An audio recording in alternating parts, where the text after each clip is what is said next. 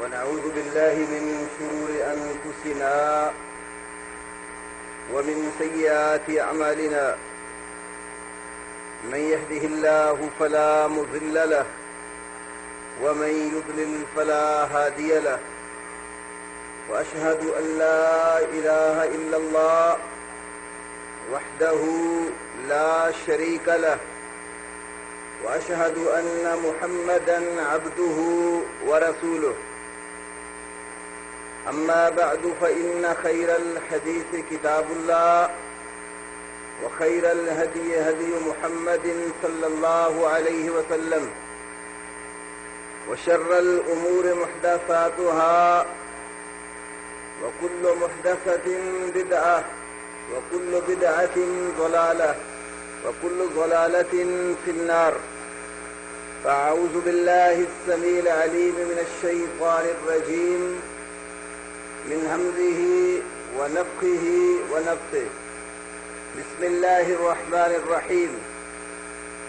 لقد كان لكم في رسول الله أسوة حسنة.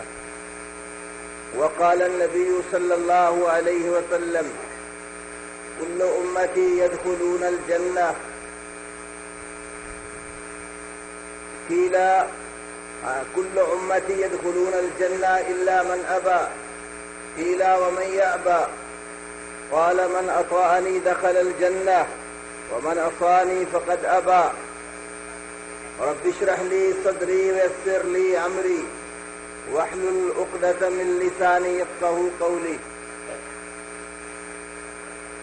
اللہ رب العالمین نے قرآن حکیم میں بے شمار مقامات پر نبی کریم صلی اللہ علیہ وسلم کی اطاعت اور اتباع کا تذکرہ فرمایا ہے،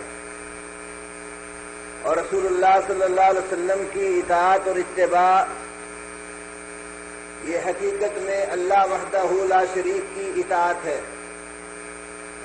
خود رب العالمین نے فرمایا کہ من یطع الرسول فقد اطاع اللہ، جس نے رسول کی اطاعت کی اس نے اللہ کی اطاعت کی۔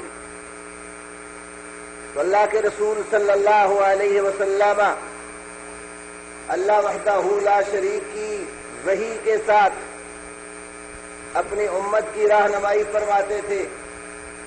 اللہ نے آپ پر دو چیزوں کی وحی کی، ایک وہ وحی ہے جو قرآن حکیم کی صورت میں ہے، اور دوسری وہ وحی ہے جو نبی کریم صلی اللہ علیہ وسلم کی سنت اور حدیث کی صورت میں ہے۔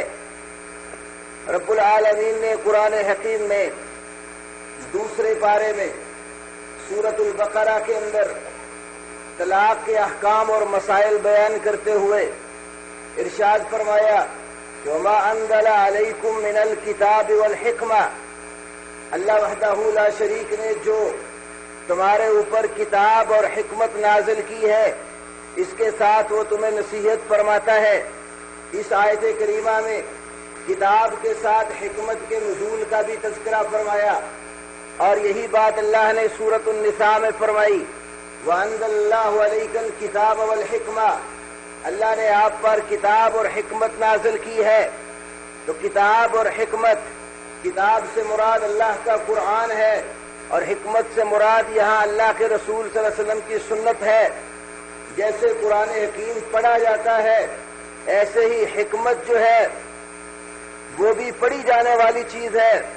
اللہ رب العالمین نے 22ویں پارے میں سورۃ الاحزاب کے اندر امہات المؤمنین رضی اللہ عنہن کا تذکرہ کرتے ہوئے فرمایا وَاذْكُرْنَا مَا يُتْلَى فِي بُيُوتِكُنَّ مِنْ آیَاتِ اللَّهِ وَالْحِكْمَةِ، نبی کی بیویوں وَاذْكُرْنَا، تم یاد کرو۔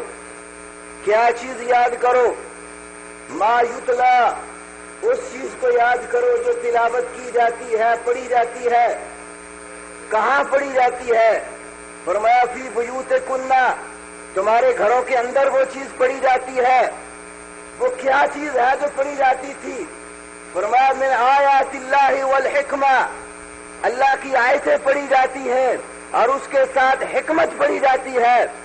اس حکمت سے مراد کسی طبیب، حکیم اور ڈاکٹر کا کوئی نسخہ نہیں ہے کہ وہ کسی مرض کی دوا جو متعین کرتا ہو اس کو حکمت یہاں نہ سمجھا جائے.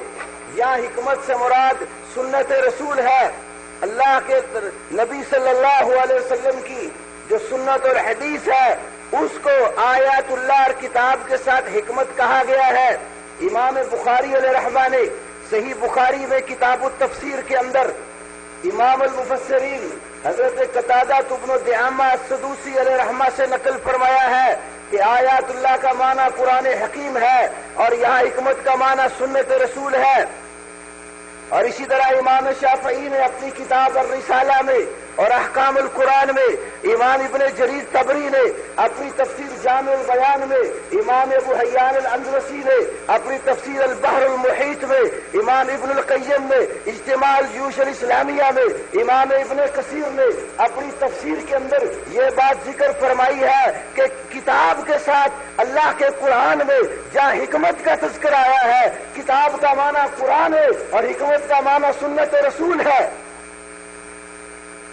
تو اللہ تعالیٰ نے فرمایا وَأَنزَلَ اللَّهُ عَلَيْكَ الْكِتَابَ وَالْحِكْمَةَ، اللہ نے آپ پر کتاب بھی نازل فرمائی ہے، حکمت اور سنت بھی نازل فرمائی ہے.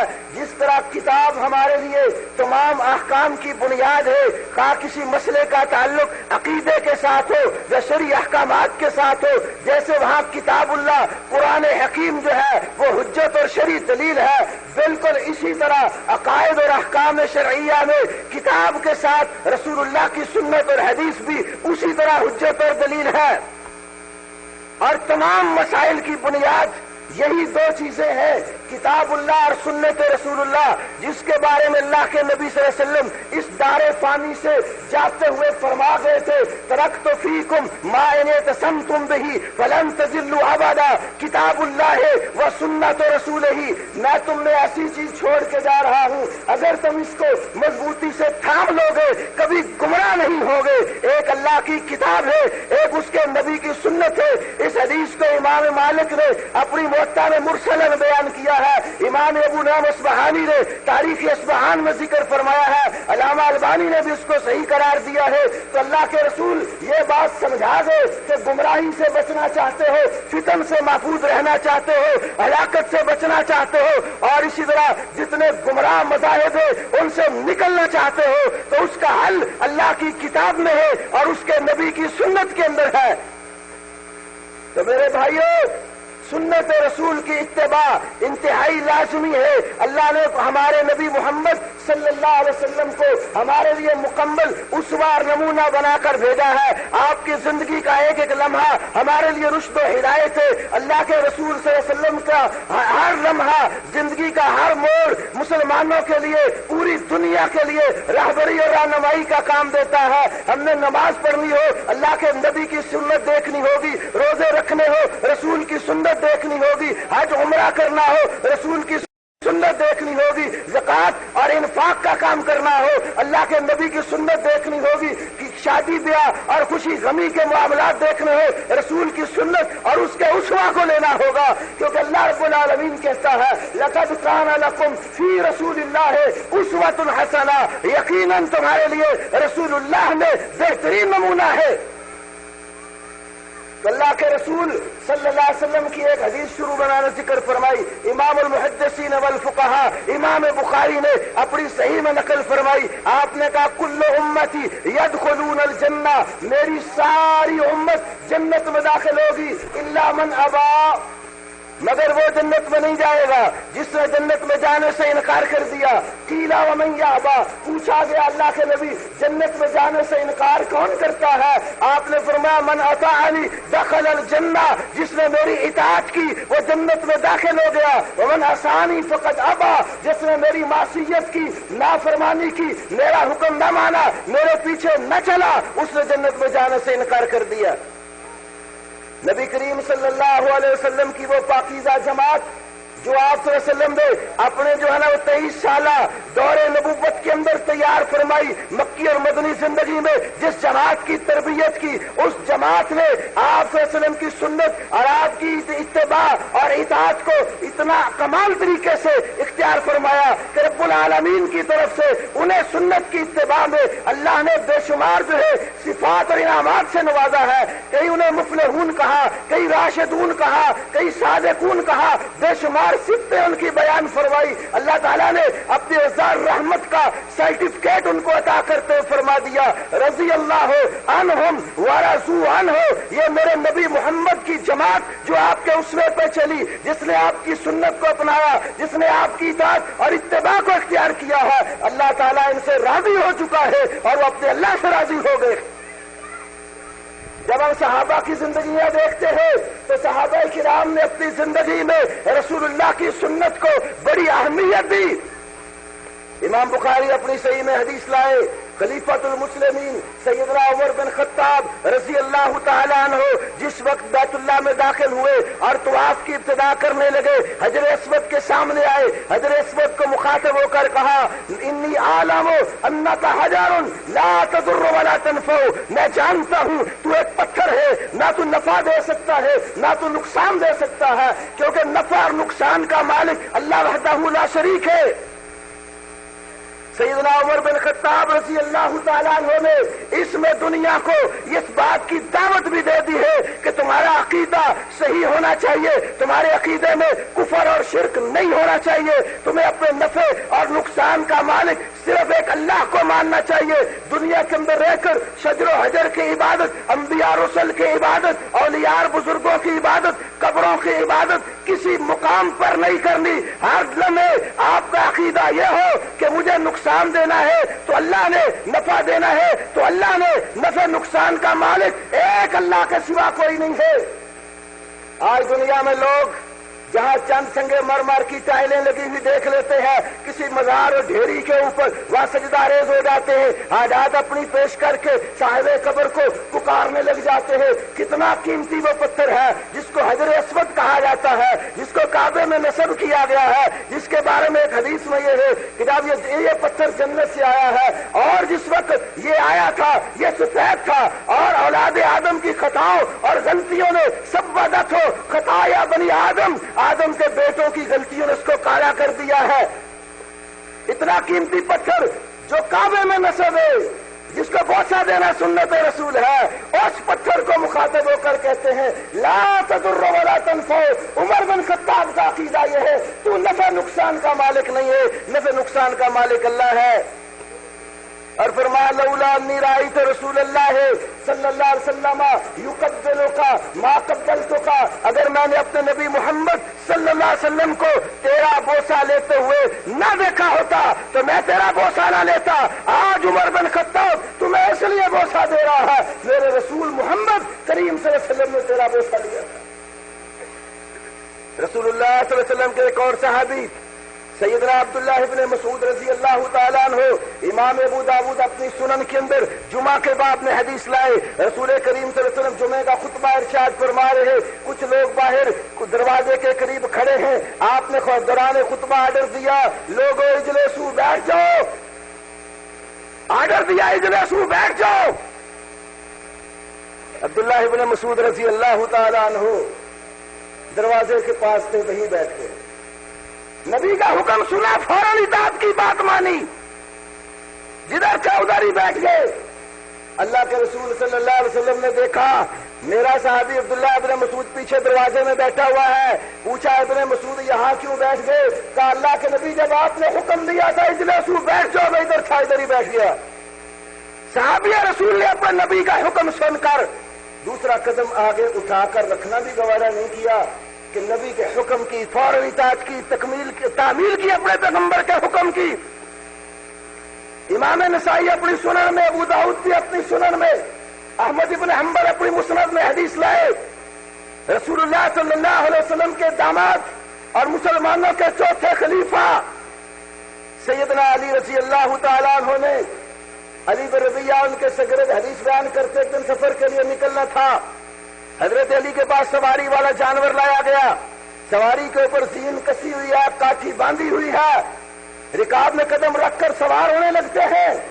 رکاب میں قدم رکھا تو کہا بسم اللہ، میں اللہ کے نام کے ساتھ سوار ہوتا ہوں۔ اس سواری کی پشت کے اوپر جب بیٹھ گئے کہا الحمدللہ، شکر ہے اس اللہ کا جس نے یہ سواری عطا کی۔ پھر یہ قرآن کی آیت جو دعا پڑھی جاتی ہے وہ پڑھی، سبحان اللہ زی سخارا لنا ھذا وما كنا له مقرنین وانا الى ربنا لمنقلبون۔ تسبیح اور پاکیزگی اس اللہ کی ہے جس نے یہ سواری ہمارے تابع کر دی۔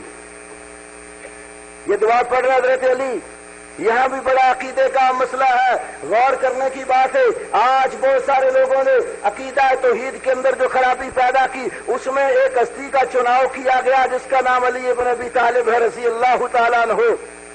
لوگ ہر مشکل مصیبت میں مولا علی کے نعرے لگاتے ہوئے، یا علی مدد یا علی مشکل کشا کے نعرے لگاتے ہوئے حضرت علی کو پکارتے ہیں۔ حضرت علی کی الوہیت کا عقیدہ رکھنے والے سبائی گروہ کو خود علی مرتضیٰ رضی اللہ تعالیٰ نے آرڈر دیا تھا، جام لوگ پکڑ کے لاؤ اور ان کو جلا دیا جائے۔ امام بخاری نے صحیح بخاری میں کتاب استطابۃ المرتدین کے اندر انتہائی اختصار کے ساتھ یہ بات ذکر فرمائی ہے۔ با اختصار سے یہ بات ہے، حضرت علی کے پاس کچھ زندیق لائے گئے، آپ نے حکم دیا کہ ان کو آگ میں جلایا جائے۔ عبداللہ ابن عباس فرماتے ہیں کہ اگر معاملہ میرے پاس ہوتا میں ان کو جلانے کا حکم نہ دیتا بلکہ قتل کا حکم دیتا، کیونکہ اللہ کے نبی صلی اللہ علیہ وسلم نے فرمایا تھا من بدل دینا فاقتلوہ، جو اپنا دین تبدیل کرے اس کو قتل کر دو۔ تو حضرت علی سے سزا میں اختلاف کیا۔ وہ کون لوگ تھے؟ ابن حجر فتح الباری میں لائے ہیں، علامہ یعنی عمدۃ القاری شرح بخاری میں لائے، اور بھی کئی تاریخ اور ہسٹری کی کتابوں میں موجود ہے۔ وہ سبائی گروہ تھا عبداللہ ابن سبا کا ماننے والا، انہوں نے لوگوں کے مسلمانوں کے نظریات کو بگاڑنے کے لیے حضرت علی کا نام منتخب کر کے عقیدہ توحید میں خرابی شروع کی۔ انہوں نے کہا علی جو ہے اس کے اندر سچے الہ اور معبود کی خوبیاں پائی جاتی ہیں، علی ایسی ہستی ہے جس میں ایک سچے الہ اور معبود کی خوبیاں ہیں۔ جب حضرت علی کے پاس کچھ لوگ پکڑے گئے اور لائے گئے، آپ نے آگ میں جلانے کا حکم دیا، وہ کہنے لگے اب تو ہمیں یقین ہو گیا علی واقعی الہ ہے۔ کیوں؟ لا یعذب بالنار الا رب النار، آگ کا عذاب تو آگ کے رب کے سوا کوئی نہیں دے سکتا۔ اگر مولا علی آگ کے عذاب کا حکم دے رہا تو علی تو آگ کا بھی رب ہے، تو ہمارا بھی رب ہے۔ آج بھی بہت سارے لوگ خاص طور پر پاک و ہند میں حضرت علی کے نام کی دہائی دینے والے بڑے ہیں۔ ہمارے عام جو ٹریفک چلتی ہے اس کی سکرین کے اوپر ناد علی کا نعرہ لکھا ہوتا ہے، ناد علی المظہر العجائب تجد عون لک فی المصائب کل ہم و غم سینجلی بنبوتک یا محمد و بولایتک یا علی یا علی یا علی۔ وہ کہتا مصیبت پریشانی دکھ آ جائے تو مشکل کشائی اور حاجت روائی کے لیے علی کے نام کی دہائی دو۔ دیکھو علی کا عقیدہ کیا ہے۔ اس زمانے میں سواریاں کیا تھی؟ گھوڑے گدھے خچر۔ علی کیا کہہ رہے ہیں؟ سبحان الذی سخر لنا ھذا، تسبیح اور پاکیزگی اس اللہ کی ہے جس نے یہ گھوڑا یہ گدھا یہ خچر ہمارے تابع کر دیا۔ وما كنا له مقرنین، ہم تو ایک گدھا بھی تابع کرنے والے نہیں ہیں۔ علی کہتے ہیں ہم تو ایک گدھا بھی جگڑنے والے نہیں ہیں، یہ جگڑنے والا تو اللہ ہے۔ جو علی ایک گدھا جگڑنے کی ہمت نہیں رکھتے ان کو تسخیر کائنات جو ہے کا مالک سمجھا ہوا ہے۔ حضرت علی نے یہ دعا پڑھی، اس کے بعد 3 بار الحمدللہ، 3 بار اللہ اکبر کہا، پھر کیا کہا؟ سبحانک انی ظلمت نفسی فاغفر لی فانہ لا یغفر الذنوب الا انت، یا اللہ تسبیح پاکیزگی تیری ہے، میں نے اپنی جان پر ظلم کیا ہے، قصوروار میں ہوں، تو میری خطا معاف کر دے، تیرے سوا خطاؤں کو معاف کرنے والا گناہوں کو بخشنے والا کوئی نہیں ہے۔ یہ دعا پڑھی تو علی مرتضیٰ مسکرا پڑے۔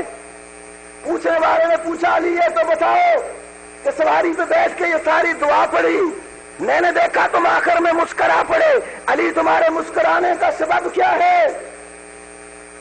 کہا میں نے اپنے نبی محمد صلی اللہ علیہ وسلم کو دیکھا، ان کے پاس سواری لائی گئی، آپ نے بھی رکاب میں قدم رکھ کر بسم اللہ پڑھا، اوپر بیٹھ کر ساری دعا پڑھی، تو علی نے دیکھا ساری دعا پڑھنے کے بعد میرے نبی محمد مسکرا پڑے تھے، علی اس لیے مسکرایا ہے کہ علی نے اپنے نبی محمد کا مسکراتے ہوئے دیکھا ہے۔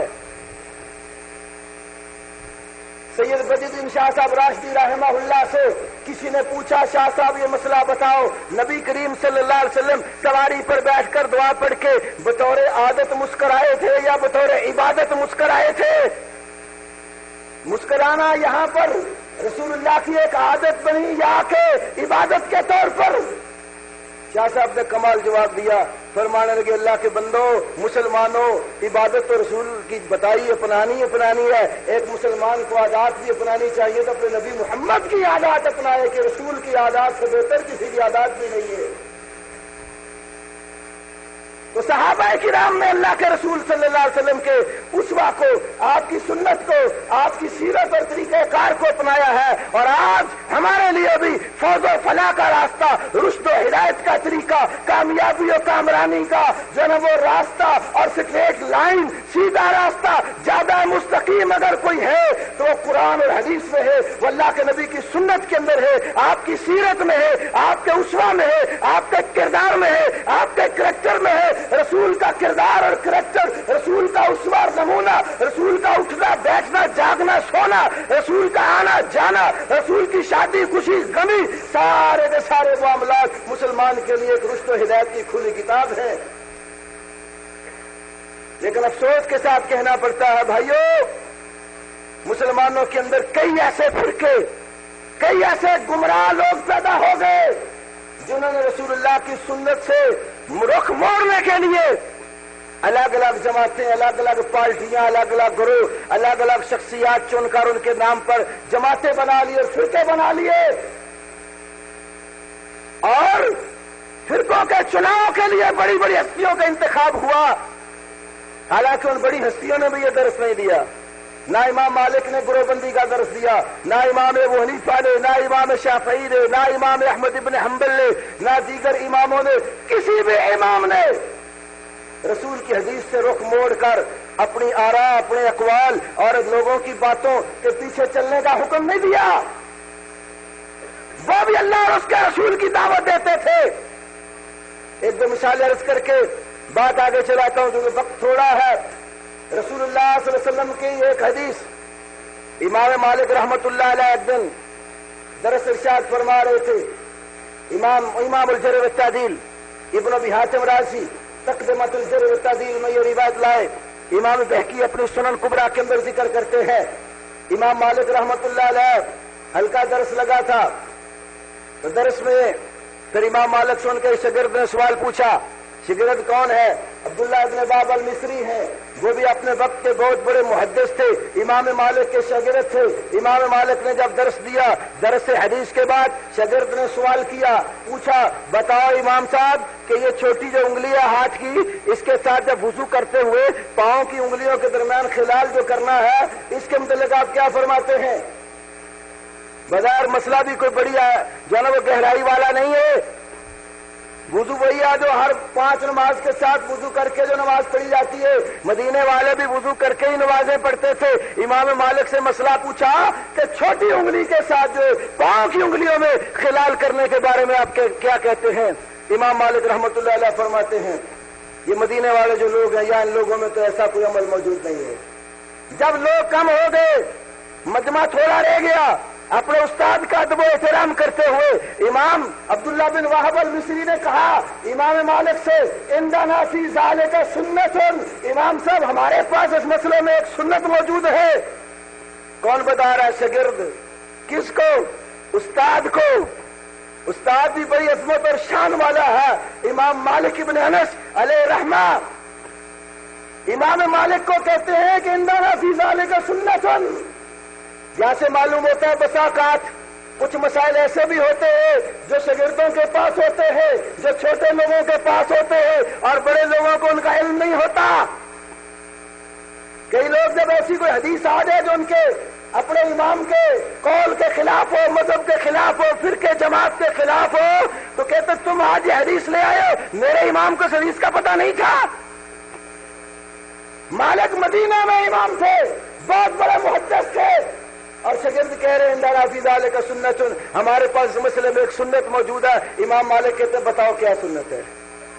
عبداللہ بن باب المصری کہتے ہیں ہمیں حدیث امام لیث ابن سعد نے بیان کی، عبداللہ ابن لہیہ نے بیان کی، حریث نے بیان کی اور کچھ دوسرے لوگوں نے باسند حدیث بیان کی۔ شداد ابن الحاد رضی اللہ تعالیٰ عنہ کہتے ہیں کہ میں نے اللہ کے نبی صلی اللہ علیہ وسلم کو دیکھا، آپ نے جب وضو کیا تو چھوٹی انگلی کے ساتھ آپ نے اپنے پاؤں کی انگلیوں کا خلال کیا۔ اب یہ حدیث جس صحابی نے بیان کی وہ مصر کے علاقے میں گئے تھے، اہل مصر کے پاس یہ حدیث تھی، مدینے والوں کو اس حدیث کا پتہ نہیں تھا، اس لیے امام مالک نے کہا یا تو اہل مدینہ میں اس پر عمل نہیں ہے یا تو یہ مسئلہ ہی نہیں ہے۔ تو شاگرد نے جب حدیث بیان کی تو امام مالک نے ان کی زبان سے حدیث سنتے ہوئے فرمایا ان ھذا الحدیث حسن، یقینا یہ حدیث تو صحیح ہے۔ اس وقت یہ حسن کی جو عام معروف اصطلاحی تعریف ہے یہ نہیں تھی، بے اعتبار لغہ حسن صحیح جید درست عمدہ اور درست ہے، بالکل ثابت ہے۔ امام عبداللہ ابن باب فرماتے ہیں امام مالک نے واللہ ما سمعت ھذا قط الا الساعة، مجھے اللہ کی قسم ہے اس سے پہلے میں نے کبھی یہ حدیث نہیں سنی تھی۔ عبداللہ بن باب کہتے اس کے بعد امام مالک سے جب بھی یہ مسئلہ پوچھا گیا فقال یامر بتخلیل الاصابع، حدیث کے آنے کے بعد پھر امام مالک مدینے والوں کی پرواہ نہیں کرتے تھے، نبی کی حدیث کے مطابق اس انگلی کے ساتھ پاؤں کی انگلیوں میں خلال کا حکم دیتے تھے۔ یہاں سے ان لوگوں کا بھی رد ہو گیا جو فقہ مالکی والے کئی لوگ ہیں، انہوں نے اصول بنایا ہوا ہے کہ اگر خبر واحد صحیح حدیث عمل اہل مدینہ کے خلاف ہو جائے تو عمل اہل مدینہ کو لیا جائے گا۔ یہ اصول امام مالک کا نہیں ہے، مالکیوں کا تو ہو سکتا ہے، مالک کا یہ اصول نہیں ہے۔ مالک نے اہل مدینہ کے عمل کو نہیں دیکھا، نبی کی حدیث اور سنت کو دیکھا ہے۔ یہی درس ہمارا ہے، یہی دعوت ہماری ہے، جب نبی کی حدیث آ جائے، پیغمبر کی بات آ جائے، وہاں پر کسی مکے والے مدینے والے کسی بڑے امام کسی چھوٹے امام کی کوئی ویلیو نہیں ہے، وہاں محمد کریم سے بڑا کوئی امام نہیں ہے۔ اور صحابہ کا یہ عقیدہ تھا۔ ایک مثال دیتا ہوں، عبداللہ ابن عمر بھی صحابی رسول ہے اور ان کے والد ماجد عمر بن خطاب بھی بڑے عظیم و شان صحابی ہے، کئی دفعہ زمین پہ بولے ہیں، رب العالمین نے آسمان سے وحی نازل فرما دی، اللہ کے نبی سے بات کی کہ مقام ابراہیم پر 2 رکعتیں پڑھنی چاہیے، اللہ نے وحی نازل کر دی واتخذوا من مقام ابراہیم مصلی، نبی سے بات کی کہ آپ کے پاس اچھے برے ہر طرح کے لوگ آتے ہیں، ازواج مطہرات کے پردے کا حکم دو، اللہ نے آسمان سے وحی نازل کر دی اذا سألتموهن متاعا فاسألوهن من وراء حجاب، کئی بار زمین پہ بولے، رب العالمین نے اس کے مطابق وحی نازل فرما کے امت کو ایک مسئلہ دے دیا۔ اور اللہ کے نبی صلی اللہ علیہ وسلم کی حدیث بھی ہے، علامہ شوکانی علیہ الرحمٰن نے جو صحابہ کے فضائل پر کتاب لکھی در الصحابہ، اس کے اندر بھی حدیث لائے۔ آپ نے فرمایا جس راستے سے عمر بن خطاب گزر جاتا ہے شیطان وہ راستہ چھوڑ دیتا ہے۔ اور ان کے بیٹے عبداللہ کی فضیلت بھی اللہ کے نبی کی زبان سے صحیح بخاری میں موجود ہے، اللہ کے نبی نے فرمایا عبداللہ ابن عمر رجل صالح، عمر کا بیٹا عبداللہ نیک آدمی ہے جس کی صالحیت کی، جس کی نیکی کی، جس کی ولایت کی گواہی محمد رسول اللہ دے، اللہ کی زمین پر محمد کریم سے بڑی گواہی کسی کی نہیں ہے۔ باپ بیٹا صحابی ہے۔ اب بات آ گئی منہج کی، عقیدہ کی، راستے کی۔ ایک تو مشہور حدیث ہے جامع ترمذی وغیرہ میں، حضرت عمر نے حج کی 3 اقسام میں سے حج تمتع کے بارے میں فرمایا لوگوں کو بھی تم حج تمتع نہ کرو، باقی جو حج کی اقسام 2 ہیں ان میں سے کوئی کر لو۔ تو اس موقع پر ابن عمر رضی اللہ تعالی عنہ حج تمتع کی نیت سے احرام باندھ رہے ہیں۔ کسی کہنے والے نے کہا تمہارا باپ عمر تو کہہ رہا ہے کہ حج تمتع نہ کرو، تم حج تمتع کے ساتھ احرام باندھ رہے ہو۔ کیا کہا؟ امر ابی جتبعوا ام امر رسول اللہ صلی اللہ علیہ وسلم، کیا میرے باپ عمر کے حکم کی پیروی ہوگی یا رسول اللہ کے حکم کی پیروی ہوگی؟ ابن عمر نے سبق دیا جب نبی کا حکم ہوگا وہ عمر جیسی ہستی کی بھی بات کو نہیں دیکھا جائے گا۔ عمر بنا ہی تب ہے جب رسول کی اتباع میں آیا ہے۔ اور دوسری طرح یہ ابن عمر ہے، امام احمد ابن حنبل اپنی مسند میں حدیث لائے، بیٹے سے اختلاف ہو گیا کہ عورتوں کو مسجد میں جا کر نماز پڑھنے کی جو اجازت ہے یہ برقرار رہنی چاہیے یا اس پر پابندی لگا دینی چاہیے۔ بیٹے نے کہا ابا جان حالات ٹھیک نہیں ہے، اب حالات میں کافی تبدیلی آ گئی ہے، میں تو اپنی بیوی کو مسجد میں جا کر نماز پڑھنے کی اجازت نہیں دوں گا۔ کیا کہا؟ کہنے کہ اللہ کے نبی نے فرمایا لا تمنعوا اماء اللہ مساجد، اللہ کی بندیوں کو مسجدوں میں جانے سے نہ روکو. کہنے ابا جان بارہ حالات اجازت نہیں دیتے، میں نہیں جانے دوں گا. فرمایا اقول لکا قال رسول اللہ صلی اللہ علیہ وسلم وتقول انا، میں تمہیں کہہ رہا ہوں اللہ کے نبی نے کہا ہے اور تو کہتے میں نہیں جانے دوں گا. میرے نبی کی حدیث اور بات کے ہوتے ہوئے تیری جرت کیا ہے تو کہے میں نہیں جانے دوں گا. امام احمد نے اپنی مسند میں نقل فرمایا بیٹے سے ناراض ہو گئے، مرتے دم تک بیٹے سے صرف اس وجہ سے بات نہیں کی کہ میں اس کو کہہ رہا ہوں اللہ کے نبی نے کہا اور یہ کہتے میں نہیں جانے دوں گا. صحابی نے یہ ہمیں سبق دیا ہے، جب نبی کی حدیث اور سنت آ جائے گی اس کے ہوتے ہوئے نہ باپ کو دیکھا جائے گا نہ اولاد کو دیکھا جائے گا، وہاں صاحب وحی محمد رسول اللہ صلی اللہ علیہ وسلم کو دیکھا جائے گا. تو آج اہل الحدیث اہل سنہ کے سوا جتنے بھی گروہ دنیا میں موجود ہیں کسی نہ کسی رنگ میں رسول کی سنت اور حدیث سے منہ پھیرنے کی طرف لگے ہوئے ہیں. جب رسول کی کوئی ایسی حدیث آ جائے جو ان کے نقطہ نظر کے خلاف ہوتی ہے وہ کہہ دیتے ہیں ٹھیک ہے حدیث تو یہ ہے لیکن میں نے تو فلاں امام کی تقلید کی، میں تو اس کا مقلد ہوں. وہ تقلید کو سنت رسول کے اندر ماننے میں رکاوٹ بنائے بیٹھا ہے. اور اس کی بڑی مثالیں ہیں. اگر حدیث مذہب کے خلاف آ جائے یا تو اس کو رد کرنے کی کوشش کرے گا کہ انکار ہی کر دے، انکار نہ کر سکے تعویل کرنے کی کوشش کرے گا، خواہ وہ تعویل کتنی ہی بعید کیوں نہ ہو. حدیث کا جواب دینے کی کوشش کرے گا، ماننے کی طرف نہیں آئے گا. آئیے میں آپ کو ایک دو مثالیں دیتا ہوں. اہل حدیث اہل سنہ کے ہاں یہ جو نماز وتر ہے، نماز وتر 1 3 5 7 9 یہ ساری تعداد حدیثوں میں موجود ہے. آپ پڑھنا چاہیں تو پڑھ سکتے ہیں. جس وقت میں اہل الحدیث ہوا تھا مشکات شریف پڑھتے ہوئے ہمارے ہاں یہ حدیث آ گئی، استاد حدیث پڑھا رہے. ابو داؤد کی حدیث ہے کتاب الوتر میں اللہ کے رسول نے فرمایا من احب ان یوتر بخمس فلیفعل ومن احب ان یوتر بثلاث فلیفعل ومن احب ان یوتر برکعت واحدۃ فلیفعل. جو 5 رکعت وتر پڑھنا پسند کرے وہ 5 پڑھ لے، جو 3 پڑھنا پسند کرے وہ 3 پڑھ لے، جو 1 پڑھنا پسند کرے وہ 1 پڑھ لے. وہ ایک شاگرد نے سوال کر دیا استاد جی پہلے حدیث تو ٹھیک کہتے ہیں وتر 1 بھی ہے 5 بھی ہے 7 بھی ہے، تو وہ کہنے کہ نہیں. بات یہ ہے کہ مولانا چراغ الدین صاحب اس حدیث کا ترجمہ یوں فرماتے تھے کہ جو 5 وتر بنانا چاہے وہ 5 بنا لے. کہتے مطلب یہ 2 رکعت الگ پڑے اور پھر 3 علیحدہ پڑھ لے، کل 5 ہو جائیں گے. اس نے کہا پھر 1 کا کیا بنائے؟ کہ بس استاد جی یوں ہی فرماتے تھے اب اگلی حدیث پڑھو. تو وہاں تو یہ طریقہ ہے. مولانا انور شاہ کشمیری نے اپنی کتاب فیض الباری میں بھی لکھا ہے. اسی طرح جو ان کی ترمذی پر املائی تقریر ہے العرف الشذی اس کے اندر بھی موجود ہے. ان کے شاگرد جو ہے معارف السنن والے مولانا یوسف بن نوری نے بھی معارف السنن کی 4تھی جلد میں لکھا ہے. مفتی تقی عثمانی صاحب نے بھی درس ترمذی کے اندر نقل کیا ہے. انور شاہ کشمیری صاحب کہتے ہیں ایک حدیث ہے جو بالکل صحیح اور قوی سند کے ساتھ مروی ہے کہ رسول اللہ صلی اللہ علیہ وسلم 3 وتر اس طرح پڑھتے تھے کہ کانا یتکلم بین الرکعتین والرکعہ، آپ 2 رکعتوں میں اور 1 رکعت کے درمیان کلام بھی فرما لیتے تھے. بڑا واضح تھا مطلب ہے 2 الگ پڑھتے اور 1 الگ پڑھتے. اب کہتے ہیں مجھے تعجب ہے آج تک کسی شافعی عالم نے اس حدیث کو اپنے لیے بطور دلیل کے پیش نہیں کیا کیونکہ اس میں 2 پڑھ کر گفتگو کرنے کا ذکر ہے، پھر 1 علیحدہ پڑھنے کا ذکر ہے. اور کہتے ہیں یہ بھی تعجب ہے آج تک کسی حنفی عالم نے اس حدیث کا جواب بھی نہیں دیا. کہتے لقد تفکرت نحو 14 سنة، میں نے 14 سال سوچا اس حدیث کا جواب کیا ہو سکتا. 14 سال سوچتا رہا کہ حدیث کا جواب کیا ہو سکتا ہے. ماننے کی طرف نہیں آیا، سوچتے ہی رہا میں اس حدیث کا جواب کیا دوں کیونکہ حدیث مذہب کے خلاف آ گئی ہے. تو پھر کہتا 14 سال بعد مجھے جواب سمجھ آیا. وہ جواب بھی سمجھ آیا، بڑا نرالا اور عجیب قسم کا ہے. کہتا 2 رکعت سے مراد جو ہے صبح کی 2 سنتے ہیں اور 1 رکعت سے مراد رات کی ساری طاق نماز ہے. تو تعویل بھی کرتے ہیں بڑی دور دراز کی اور کوشش کرتے ہیں کسی نہ کسی طریقے سے یہ معاملہ ہم سے ٹل جائے کیونکہ ہمارے ان بھائیوں کیا وتر نہ 3 سے کم ہے نہ زیادہ ہے، 3 ہی ہے. مولانا ثناء اللہ امرتسری رحمت اللہ علیہ کی مجھے یہاں ایک بات یاد آتی ہے. ایک دفعہ ہمارے مولانا رفیق صاحب گجرانوالہ میں بہت بڑے عالم اور مناظر ہیں. ایک مناظرے کے بعد ہم بیٹھے ہوئے تو کہنے لگے عیسائیوں کا مناظرہ ہوگا ہمارے ان دیوبندی بھائیوں سے. مناظرہ ہوا مسئلہ تثلیث پر.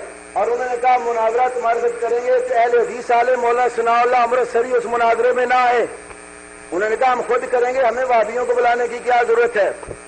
مناظرہ طے ہو گیا, ایک طرف عیسائیوں کا اسٹیج لگ گیا, ایک طرف ہمارے ان بھائیوں کا اسٹیج لگ گیا. تو پہرا لگا دیا گیا کہ مولوی ثناء اللہ صاحب کو اس مناظرے کی میٹنگ میں نہیں آنے دینا. وہ جو عیسائی پادری تھا اس نے سوال کیا اور کہنے لگا مسلمانوں مجھے یہ بتاؤ تمہارے نزدیک وطر کتنے ہیں. کہنے لگے وطر 3 ہے. اس نے کہا پھر غور کر لو, کم یا زیادہ, 1 یا 5 یا 7. اس نے کہا نہیں ہمارے یہاں وطر ہوتے ہی 3 ہے, نہ کم ہے نہ زیادہ. اس نے کہا اچھا جب یہ حتمی فیصلہ ہے کہ تمہارے یہاں وطر ہوتے ہی 3 ہے تو کیا تمہاری حدیث میں یہ بات موجود ہے؟ اللہ کے نبی نے فرمایا ان اللہ وطر یحب الوطر, اللہ وطر ہے, وطر پسند کرتا ہے. تم کہتے وطر ہوتے ہی 3 ہے, نہ کم نہ زیادہ. تو اللہ جب وطر ہے تو اللہ 3 ہوئے. ہمارا تسلیس کا عقیدہ تو تمہارے گھر سے ثابت ہو گیا. اب اس حدیث کا جواب کوئی نہ آئے. مولانا ثناء اللہ امرتسری رحمہ اللہ کو پتا چلا کہ ہماری مسلمان برادری عیسائیوں کے جانب پنجے میں پھنسی ہوئی ہے. آخر عمر تھی کہتے ہیں وہ انہوں نے فقیرانہ لباس پہنا, ہاتھ میں ڈنڈا پکڑا اور چلتے چلتے جہاں مناظرہ تھا وہاں اس حویلی کے باہر آ گئے. پیرا لگا ہوا, پوچھا بیٹو ادھر کیا ہو رہا؟ بابا جی آپ کا یہاں کوئی کام نہیں, یہاں تو مولویوں کا لڑائی اور جھگڑا جاری ہے. کہنے لگے بیٹا اگر اجازت دو تو زندگی کا آخری لمحہ ہے, میں بھی اس مناظرے کو دیکھ لوں. مناظرہ کس کو کہتے ہیں؟ میں نے کہا بابا ہی نہیں رہ سکتے, چلے جاؤ. مولانا ثناء اللہ امرتسری جب اس میدان میں داخل ہوئے, داخل ہوتے ہی اندازہ لگایا کہ مسلمان کدھر ہے اور عیسائی کدھر ہے. وہ عیسائیوں کے اسٹیج کے اوپر چڑھ گئے اور ہاتھ میں ڈنڈا تھا, 3-4 ڈنڈے زور زور سے اسٹیج پہ مارے. وہ عیسائی پادری کہنے لگا بزرگوں آپ کون ہیں؟ فرمانے لگے میں عیسیٰ علیہ السلام کا دادا ہوں. میں عیسیٰ علیہ السلام کا دادا ہوں. انہوں نے کہا ان کا کوئی دادا نہیں تھا. فرمانے لگے کم وقت جب ان کا دادا کوئی نہیں تھا تو باپ کہاں سے نکال لیا؟ تم کہتے ہو اللہ کا بیٹا ہے. کہنے لگے بتاؤ تم ہو کون؟ کہنے لگے مجھے ثناء اللہ کہتے ہیں. ثناء اللہ امرتسری کا ہاں بس ختم کر لیا بابا جی آپ سے ملا. تو کہتے ہیں وطر ہے ہی 3, نہ کم نہ زیادہ. ایک وطر کی صحیح حدیث موجود ہے, خود بقول انور شاہ موجود ہے. کہتے ہیں اس کی سند کبھی اور مضبوط ہے, لیکن ماننے کو نہیں آیا. 14 سال سوچتا رہا اس کا جواب کیا ہو سکتا ہے. اور ان کے جواب کے انداز بھی بڑے نرالے ہوتے ہیں. آپ نے سنا ہوگا کہ ہمارے بھائی کہتے ہیں کہ عشاء کی نماز کی کل کتنی رکعت ہیں؟ 17. ان 17 رکعت میں عشاء سے پہلے 4 رکعت سنت غیر مؤکدہ ہے. اب سنت غیر مؤکدہ کا معنی یہ ہے کہ کم از کم اللہ کے نبی نے وہ ایک بار تو پڑھی ہو نا. اسے ہی کہتے ہیں جو کبھی آپ نے پڑھی اور کبھی چھوڑ دی. اور سنت مؤکدہ اس کو کہتے ہیں کہتے جو آپ نے ہمیشہ پڑھی کبھی کبھار بیان جواز کے لیے چھوڑی ہو. اب یہ مسئلہ آ گیا کہ یہ 4 رکعت سنت نکالی کہاں سے؟ کسی بھی پورا ذخیرہ حدیث میں کوئی حدیث موجود نہیں ہے کہ نبی کریم صلی اللہ علیہ وسلم عشاء کی نماز سے پہلے یہ 4 رکعت سنت جس کو غیر مؤکدہ لوگ کہتے ہیں یہ پڑھتے ہوں. مولانا یوسف بن نوری نے معارف السنن کی 4تھی جلد میں لکھا ہے, کہتا ہے کہ میں نے حدیث کی کتابوں کو کھنگال مارا ہے, مجھے کہیں سے کوئی حدیث نہیں ملی. اور ہماری فقہ کی جو کتابیں ہیں ان میں متون جو ہماری کتب کے ہیں وہ ان 4 رکعت کے تذکرے سے بھرے پڑے ہیں. تو بس اس کی دلیل کدھر ہے؟ اب ان کے دلیل کا انداز دیکھو بڑا نرالا ہے. کہتا ہے ربما تکون حجتنا فی کتب ائمۃ المخطوطہ اب الضایع.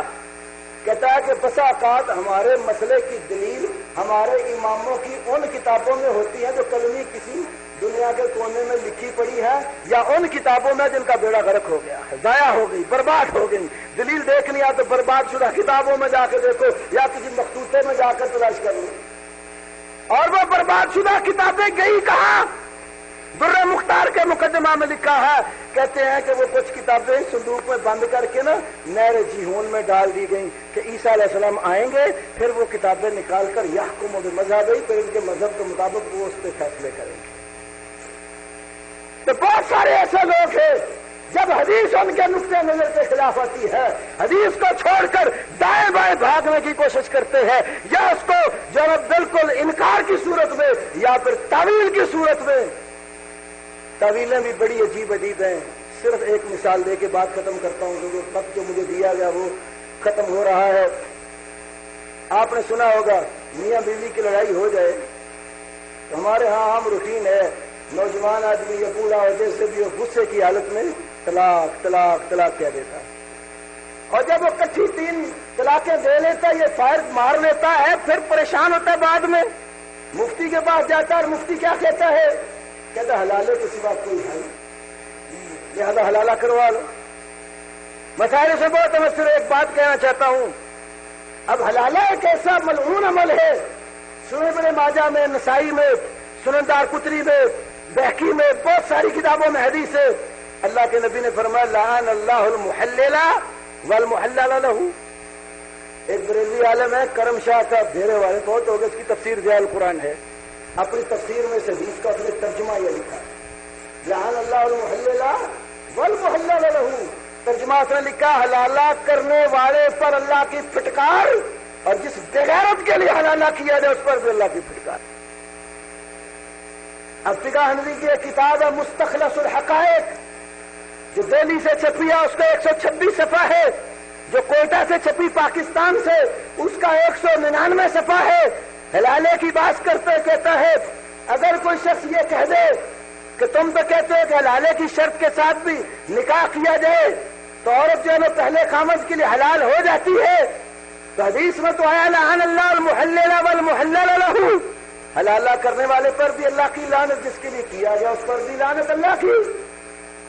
تو کہتا ہے بات یہ ہے اس حدیث میں جو لعنت کا لفظ آیا ہے نا، لعل اراد باللہ الرحمہ، شاید اللہ کے نبی نے لفظ لعنت بول کر مراد رحمت لی ہو، لہذا حلالہ کرنے والا بھی رحمت کا حقدار، جس کے لیے کیا جائے وہ بھی رحمت کا حقدار۔ آپ غور کیجئے کتنی بعید قسم کی ایسی تعویلیں جو شریعت کو بالکل الٹ پلٹ کے رکھ دیتی ہے۔ نبی کریم صلی اللہ علیہ وسلم کا اگر یہ مقصد تھا کہ دونوں عمل کرنے سے رحمت کے حقدار بن گئے تو لانا کہنے کا مطلب کیا؟ آج ہر شخص جو برائی میں پھنسا ہے، جس پر لعنت وارد ہوئی ہے، اگر اس کو ان تعویلوں کا پتہ چل جائے تو سود خور بھی تو کہہ سکتا ہے، جو صحیح مسلم میں حدیث آئی ہے لعن اللہ آکل الربا موکلہ وکاتبہ وشاہدیہ وقال ہم سوا، کہ سود کھانے والا، کھلانے والا، لکھنے والا، اس کے دونوں گواہ لعنت میں چاروں برابر ہے۔ تو کہتا مولوی صاحب آپ کے حلالے میں لعنت کا لفظ رحمت سے بدل گیا، تو سود کے مسئلے میں یہ لعنت کا لفظ رحمت سے کیوں نہیں بدلتا؟ کیوں نہیں کہتے سود دینے والا بھی رحمت والا، لینے والا بھی رحمتی، مینیجر صاحب لکھنے والے بھی رحمتی، لکھنا سب دوائی ڈالنے والا بھی رحمتی؟ شراب کی وجہ سے 10 بندوں پہ لعنت کی، اب شرابی کہہ سکتا ہے مفتی صاحب آپ نے ہی تو بتایا ہے لعنت رحمت میں بدل جاتی ہے، پینے والا بھی رحمتی، پلانے والا بھی رحمتی، اٹھانے والا بھی رحمتی، جس کے لیے اٹھائی گئی وہ بھی رحمتی، ساقی بھی رحمتی ہے، خریدنے والا بھی رحمتی ہے، بیچنے والا بھی رحمتی ہے، ساری شریعت جو ہے اس کو بالکل الٹ پلٹ کر کے رکھ دیا جاتا ہے۔ یہ گمراہیاں تقلید کی وجہ سے پیدا ہوئی، جب لوگوں نے اللہ کے رسول صلی اللہ علیہ وسلم کے حدیث اور سنت کو چھوڑ کر کسی ایک امام سے دوستی لگا کر اس کے اوپر ولا برا بنا لی، دوستی دشمنی بنا لی ہے، تو اس نے پھر حدیث رسول کو رد کیا۔ اسی لیے الکنز المدفون فی الفلک المشحون میں لکھا ہے، بعض نے اس کتاب کو علامہ سیوطی کی طرف منسوب کیا، بعض نے اس کو علامہ ابن یونس مصری کی طرف منسوب کیا۔ اس کتاب کے اندر 149 صفحے لکھا والذی یجب ان یقال کل من انتسب الى امام غیر رسول اللہ صلی اللہ علیہ وسلم فیعالی علی ذلک ویعادی علیہ فهو مبتدع خارج عن السنہ والجماعہ سواء فی الاصول او الفروع۔ ہر وہ بندہ جس نے اپنے رسول کو چھوڑ کر کسی اور کے ساتھ نسبت قائم کر لی، اسی پر دوستی دشمنی کا معیار بنا لیا، وہ بدعتی ہے، اہل سنت والجماعت سے خارج ہے، خواہ نسبت اس کی عقیدے میں ہو، خواہ اس کی فروعات فقہیہ میں ہو۔ اللہ مالک الملک ہمیں رسول کریم صلی اللہ علیہ وسلم کی سنت کی محبت نصیب فرمائے، اس کا اتباع نصیب فرمائے، ہر طرح کی گمراہیاں جو سنت رسول کے متضاد معاشرے میں پیدا ہو چکی ان سے محفوظ فرمائے۔ باقی انشاءاللہ اللہ نے کوئی اور موقع دیا تو تفصیل عرض کریں گے۔ وآخر دعوانا الحمدللہ رب العالمین۔